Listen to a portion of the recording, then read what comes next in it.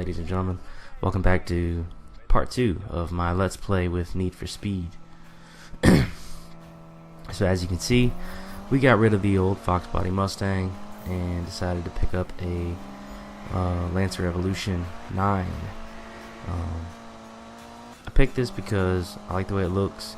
You can modify it fairly cool to where you get the wide body kits with the canards, the front lips, stuff like that. So it makes it a really good looking car to drive. Being all-wheel drive, I didn't know how it would handle the drift sections of the game, but it didn't do too bad. It just took some getting used to. I will say that the cars are much different. They don't all drive the same, which is something I was afraid of. This one is a lot more grippy than the Mustang, and I actually had this first race I had it set to drift more so than grip, and later on in this play session I actually tuned it back more to grip, just to get away from the drift element because it was kind of too sloppy. So I haven't found that tune yet to where it's nicely balanced. But in this gameplay here, you can see that this was a drift race. I didn't really do the best in the drift races, but I tried, and I will say that at the end of this play session, I had this car up to, I think, 510 horsepower, which is really quick. But the issue with that is that you can, in this game, it has rubber banding. So basically you can have any car you want, you can make it as fast as you want. The artificial intelligence of the game is going to design it to where there are always going to be cars around you, so you're never going to get too far ahead of them, and in turn they're never going to get too far ahead of you.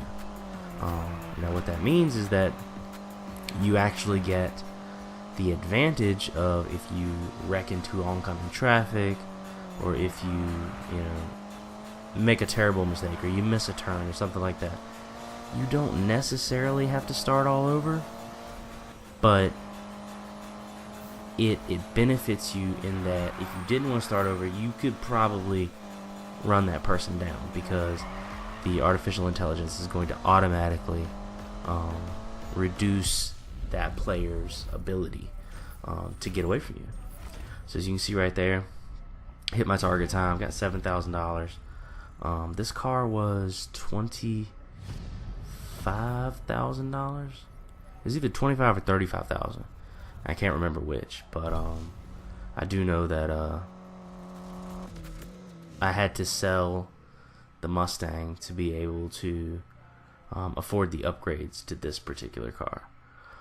So going from that race right into another, I'm just editing out the parts of travel between the 2 points or the teleports, and I'm also not going to be showing any of the modifications because all those boring menus, quite honestly, just get in the way of a fun video. So right here it's a sprint race, me against one opponent, and at this point the car did have nitrous on it.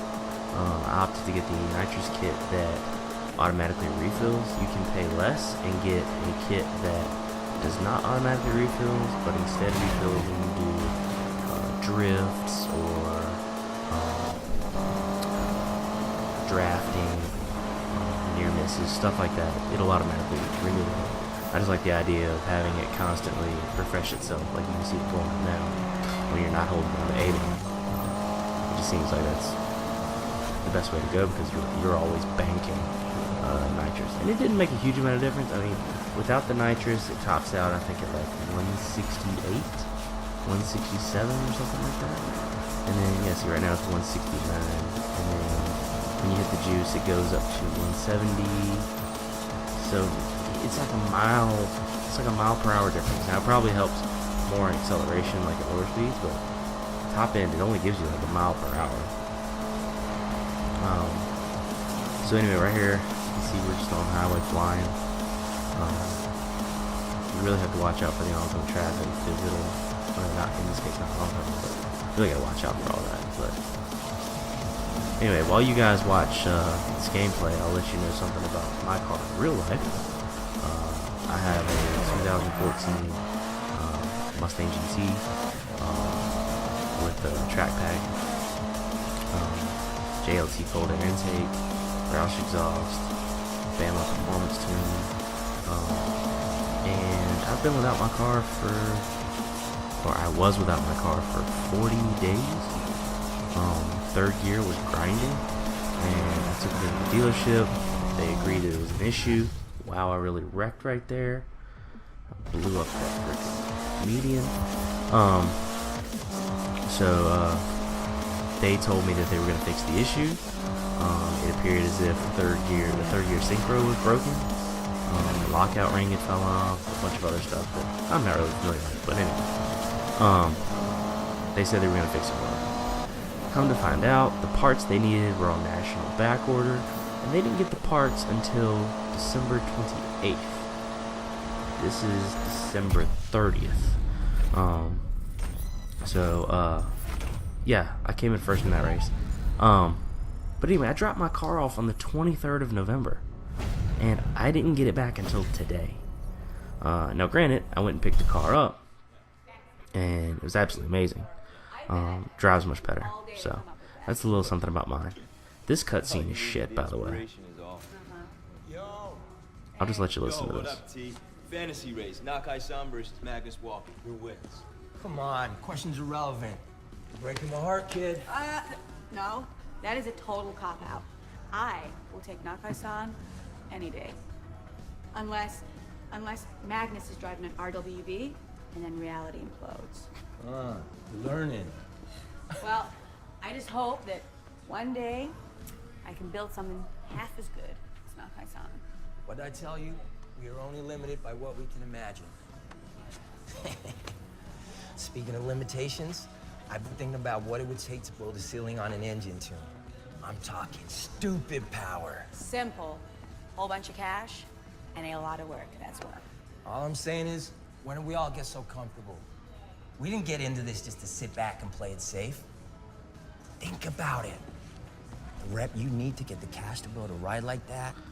I love how it's been like probably like a week's worth of day-night cycles, and everyone is in the same clothes that they're always in. It's absolutely crazy. So as you can see, we've gone with the Too Fast, Too Furious look. Huh. So this was the last race of my gameplay session. As you can see, I got on the body kit, the new wheels. And this was a race where you have to, well, you're encouraged to drift in tandem with your teammate. And in this case, my teammate is that freaking mechanic girl. But I found it was like really hard to drift with people all around you, because all you do is just basically hit each other. You're not doing anything aside from just nailing the piss out of each other. Not to mention that this was the drift race that I did after I set my car to grip. So I guess I should have tuned it back while I was in the garage to drift to do this, because I couldn't get it to go around like same car. I mean, there are a few here that are really, really bad. I had a hard time with them. Like right here, people. Oh, he got spun out. That was not good. He got spun out. But yeah, you can see it's just like really, really hard. So, oh, there we go. Oh, and of course, yeah, I got you. Sideswiping. Tommy, get out of my way, Tommy. Oh, missed that guy. Just barely. But yeah, I'm starting to like the game more, just simply because I'm playing it more.